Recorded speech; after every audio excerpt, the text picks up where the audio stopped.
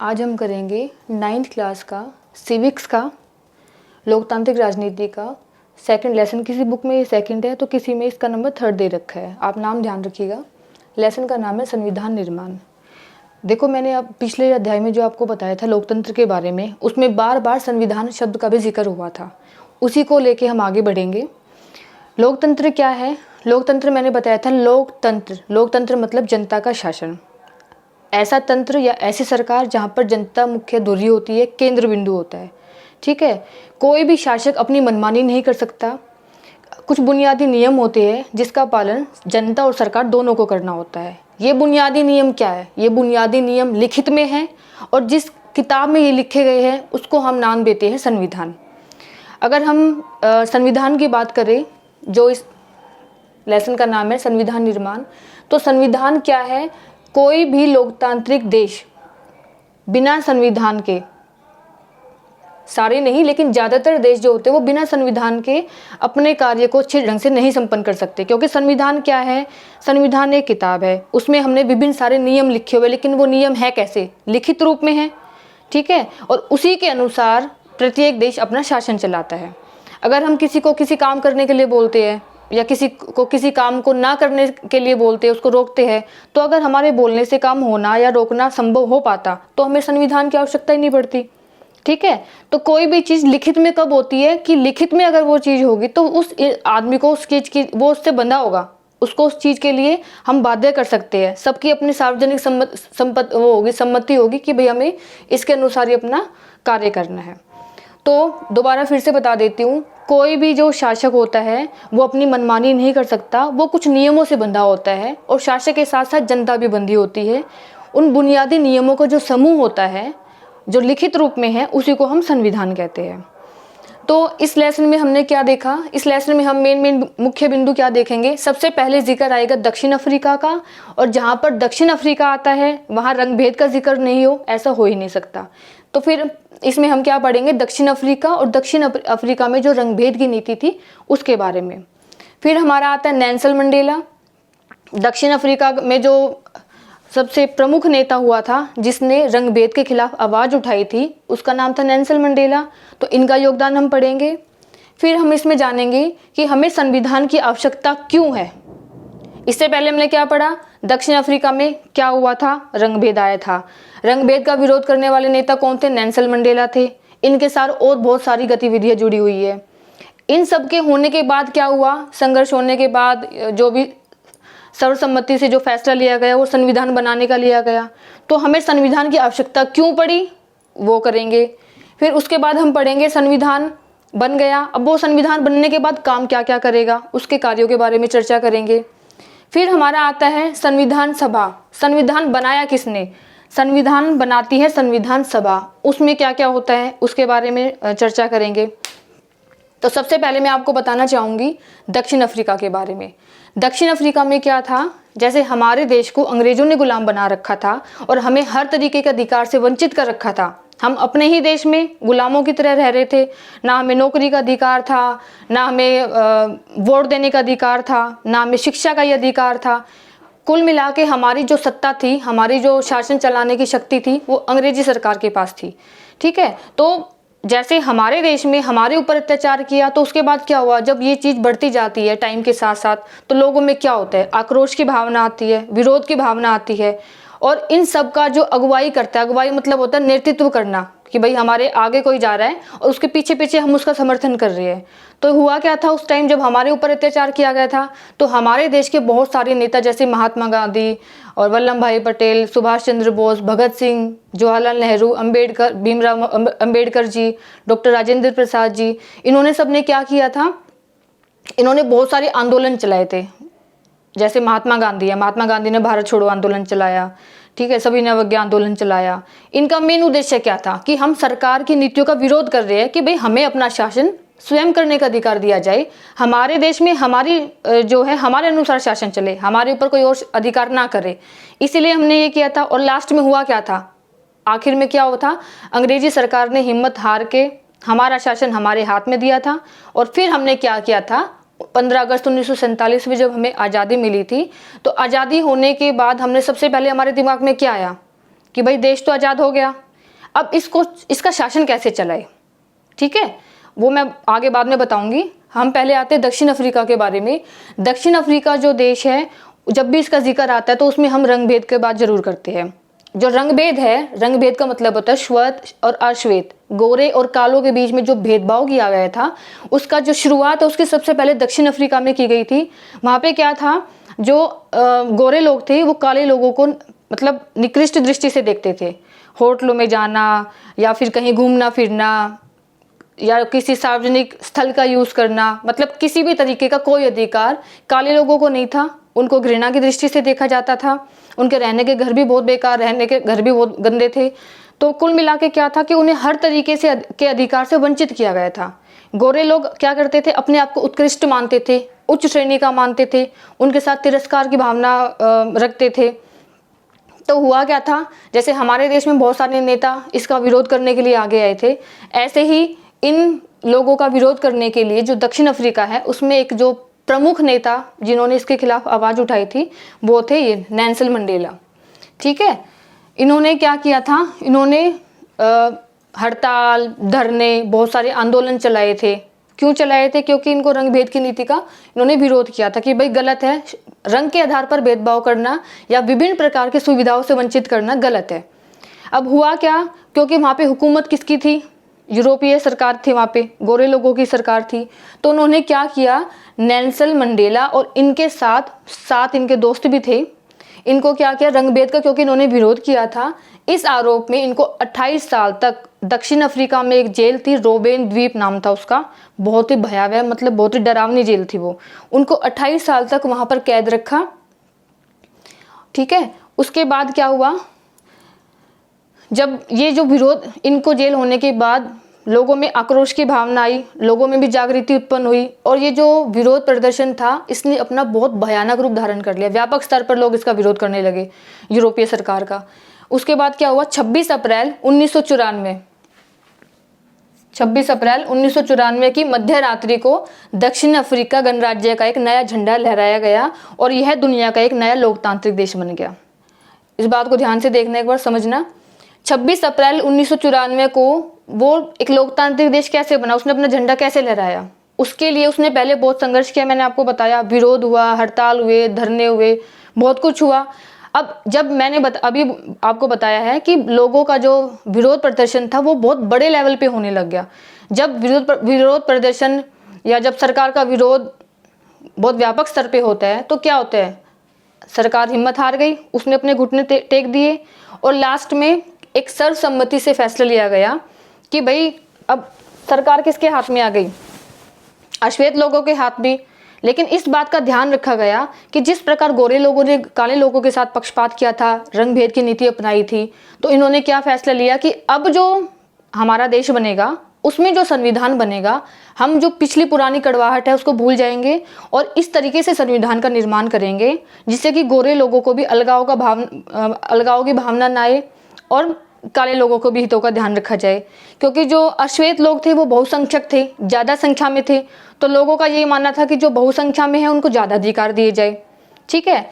कुल मिलाकर श्वेत और अश्वेत दोनों की सर्वसम्मति से एक ऐसा संविधान बनाया गया जिसमें सबके हितों का ध्यान रखा गया और किसी के साथ कोई भी पक्षपात या भेदभाव जो इनके शुरुआती टाइम में हुआ था उसको दोबारा ना दोहराया जाए। यहाँ तक क्लियर हुआ। फिर हमारा आता है दक्षिण अफ्रीका के बाद संविधान की आवश्यकता। किसी भी देश में संविधान की आवश्यकता होती क्यों है? देखो, अगर संविधान ही नहीं होगा, कोई नियम ही नहीं होंगे, कोई कानून ही नहीं होगा तो क्या होगा? अराजकता फैल जाएगी, तानाशाही हो जाएगी, जिसके पास पावर है वो अपनी शक्ति का गलत दुरुपयोग करेगा, ठीक है। और होगा क्या, कोई किसी के अधिकारों का हनन भी करेगा तो उसको डर नहीं होगा, सब स्वेच्छाचारी भाव से अपने अपने मनमानी करने लगेंगे, तो देश में अराजकता फैल जाएगी। तो संविधान की आवश्यकता क्यों है? देश के शासन को, किसी भी लोकतांत्रिक देश के शासन को सुव्यवस्थित ढंग से चलाने के लिए और सभी नागरिकों में ये भावना पैदा करने के लिए कि हम इसी देश के नागरिक हैं और हमारे साथ सबके साथ समान बर्ताव किया जा रहा है, सबकी भागीदारी शामिल है। तो इसलिए संविधान का निर्माण किया गया है। और संविधान में जो कानून है वो लिखित में इसलिए है क्योंकि ऐसा नहीं है कि सब में लिखित है, कई देशों में मौखिक भी है, मतलब लिखे नहीं हुए, तो वहाँ लोकतंत्र ज़्यादा सफल नहीं है। लिखित संविधान में क्या होता है कि सारे कानून लिखे हुए हैं, ये अधिकार है, इन अधिकारों को लोगों को दिया जाएगा। अगर नागरिकों के अधिकारों को कोई छीनता है तो क्या कार्रवाई की जाएगी, वो सारा इसमें लिखित में है। सरकार क्या काम करेगी, नागरिकों के क्या अधिकार होंगे, ठीक है। तो ये क्या है, सरकार के शासन को सुव्यवस्थित और अच्छे ढंग से चलाने के लिए और देश की व्यवस्था को भी अच्छे ढंग से चलाने के लिए हमें संविधान की आवश्यकता होती है। अगर हम ये सोच के देखें कि संविधान के बिना क्या हम देश को चला सकते हैं, तो वो थोड़ा असंभव और अव्यवस्थित ढंग से चलाना होगा, ठीक है, उसकी कल्पना हम नहीं कर सकते। तो संविधान किसी भी देश के लिए आवश्यक है। हमारा जो संविधान है भारत की, हम जब बात करते हैं तो भारत में भी लिखित संविधान है। मतलब क्या हुआ कि भारत में जो संविधान है उसमें जितने भी नियम और कानून है वो हमने संविधान में लिखे हुए हैं और उसी के अनुसार हम अपना शासन करते हैं। फिर आता है संविधान के क्या कार्य है, संविधान क्या क्या काम करता है। संविधान क्या काम करता है, सबसे पहला काम तो वो नागरिकों के बीच सहयोग की भावना पैदा करता है। दूसरा, सभी लोगों की भागीदारी को निश्चित करता है। भागीदारी मतलब समान भागीदारी, ठीक है। और संविधान क्या काम करता है, सरकार के विभिन्न अंग क्या काम करेंगे, किसका कार्य क्षेत्र क्या है, नागरिकों को कितने मौलिक अधिकार मिले हुए हैं और अधिकार के साथ साथ उनके कर्तव्य क्या है, ठीक है। तो शासन से जुड़ा हर छोटे से छोटा और हर बड़े से बड़ा पहलू संविधान में लिखित रूप में है, जिसके अनुसार हमारे देश का शासन चलता है।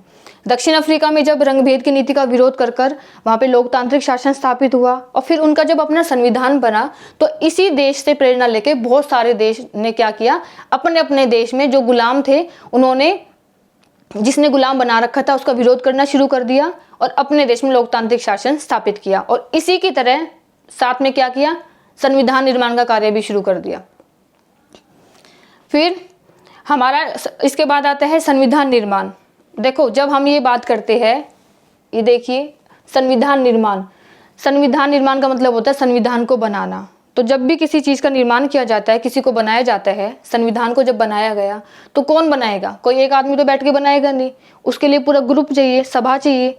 तो हमारे संविधान का निर्माण जो किया था वो हमारे देश के जो मुख्य नेता थे उनको बोलते हैं हमारे जनप्रतिनिधि, निर्वाचित जनप्रतिनिधि, ठीक है। तो हमारे जो निर्वाचित जनप्रतिनिधियों की जो सभा थी उसको हमने नाम दिया संविधान सभा।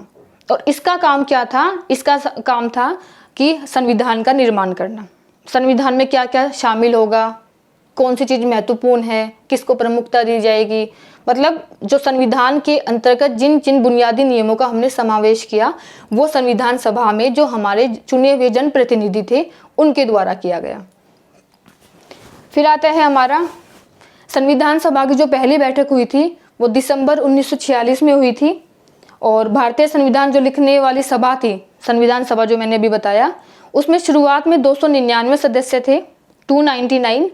और इन्होंने क्या किया था, 26 नवंबर 1949 को इन्होंने अपना काम, मतलब पूरे संविधान में क्या क्या होगा उसकी रूपरेखा तय कर ली थी, कैसे बनेगा, कितने अनुच्छेद होंगे और उसमें संशोधन किस तरीके से होगा, सरकार क्या काम करेगी, सरकार के क्या दायित्व है, नागरिकों के क्या दायित्व है, सब कुछ। तो वो क्या था कि वो सारा काम कि संविधान की जो रूपरेखा तैयार करने का काम है या जो बनाने का काम है वो हमारा पूरा हुआ था 26 नवंबर 1949 को और 26 जनवरी 1950 को हमने इसको लागू किया था। आपको पता है 26 जनवरी 1950 को हमने इसको लागू किया था और इस दिन को हम गणतंत्र दिवस के नाम से मनाते हैं, ठीक है। तो ये हमारा लेसन, दोबारा एक बार शॉर्ट में बता देती हूँ। हमारा लेसन था संविधान निर्माण। संविधान निर्माण से पहले आप लोगों को ये बताना चाहूँगी कि कोई भी शासक मनमानी नहीं कर सकता। इससे पहले वाले लेसन में भी मैंने आपको बताया था, मनमानी नहीं कर सकता। कुछ नियम होते हैं, लिखित दस्तावेज होते हैं जिसके अनुसार हमें अपने देश का शासन चलाया जाता है। उन नियमों के संग्रह या समूह को ही हम बोलते हैं संविधान। फिर संविधान ऐसे तो है नहीं कि भाई हमारे किसी भी देश को आज़ादी मिली और अपने आप किसी ने हमें आके दे दिया कि ये संविधान है, चलो भाई अपने देश का शासन चलाओ, ऐसा तो नहीं होता। तो ये भी, इसके बारे में भी पहले किसी ने सोचा होगा कि कैसे देश का शासन चलाया जाए, कौन सी प्रक्रिया अपनाई जाए और संविधान बने तो वो कैसे बने, कौन कौन लोग उसमें शामिल हो, किन किन चीज़ों को उसमें शामिल किया जाए, किन किन बातों का ध्यान रखा जाए, ठीक है। तो ये एक बहुत लंबी प्रक्रिया थी।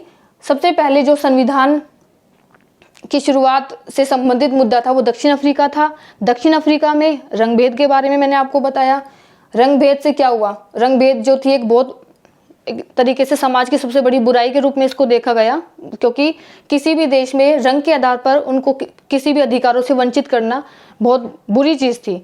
इसी चीज़ का विरोध किया वहाँ के प्रमुख नेता नेल्सन मंडेला ने, और जब उसने समाज की इतनी बड़ी कुरीति का विरोध किया तो उनको इस चीज़ की सज़ा दी गई, 28 साल तक जेल में रखा गया। उसके बाद लोगों ने क्या किया, बहुत बड़े व्यापक स्तर पर बड़े लेवल पे इसका विरोध स्टार्ट किया, और वहाँ की सरकार ने क्या किया, हिम्मत हार गई कि भाई शासन का जो संचालन है वो अब अश्वेत लोगों के हाथों में होगा, क्योंकि वो संख्या में कम थे और जो अश्वेत लोग थे वो संख्या में ज़्यादा थे। आप लोगों को पता है कि जहाँ पर संख्या ज़्यादा होती है वहाँ क्या होता है, उनकी बात ही मानी जाती है। तो जब उनमें जागृति आई और उन्होंने आंदोलन चलाए तो जो गोरे लोग थे, गोरे लोगों की सरकार थी, उसने अपने घुटने टेक दिए। फिर 1994 में 26 अप्रैल 1994 में क्या हुआ, अफ्रीकी गणराज्य का अपना खुद का झंडा लहराया गया और ये एक नया लोकतांत्रिक देश, लोकतांत्रिक मतलब जहाँ पर लोगों की सुनी जाती है, वो देश बन गया।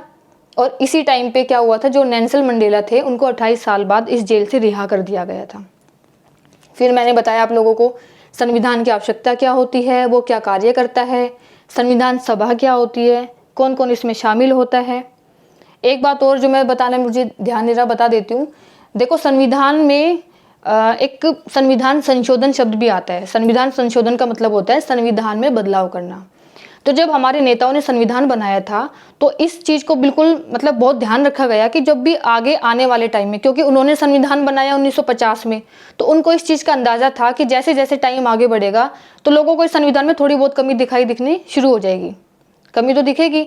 तो उन्होंने क्या किया, संविधान में एक संशोधन की प्रक्रिया भी जोड़ दी, लेकिन उसको कठिन रखा। मतलब संविधान में अगर आगे आने वाले टाइम में किसी को किसी अनुच्छेद में या किसी कानून में लगेगा कि भाई ये आज के टाइम के हिसाब से ठीक नहीं है, इसको थोड़ा बदलना चाहिए, तो लेकिन वो बदलने की जो प्रक्रिया थी ना उसको थोड़ा जटिल बना के रखा, जिससे कि ये नहीं है कि आए दिन संविधान में परिवर्तन हो रहा है, आए दिन बदलाव हो रहे हैं। क्योंकि जब संविधान में संशोधन करना या बदलाव करना ईजी हो जाएगा तो उसका उतनी वैल्यू कम हो जाती है, लोगों में उसकी जो एक ये होता है ना कि भाई हमें इसके अनुसार ही शासन चलाना है, तो वो वैधता उतनी नहीं रहती। तो जो संविधान में संशोधन करने की जो प्रक्रिया है वो हमारे संविधान में अगर हमें कुछ गलत लगता है तो उसमें फेरबदल सरकार कर सकती है, लेकिन वो संशोधन की प्रक्रिया थोड़ी जटिल है, संविधान में संशोधन हो सकता है। तो ये लेसन हमारा कंप्लीट होता है। आगे की वीडियो जो मैं अपलोड करूँगी उसका नोटिफिकेशन आप तक आ जाए, उसके लिए चैनल को सब्सक्राइब करिए।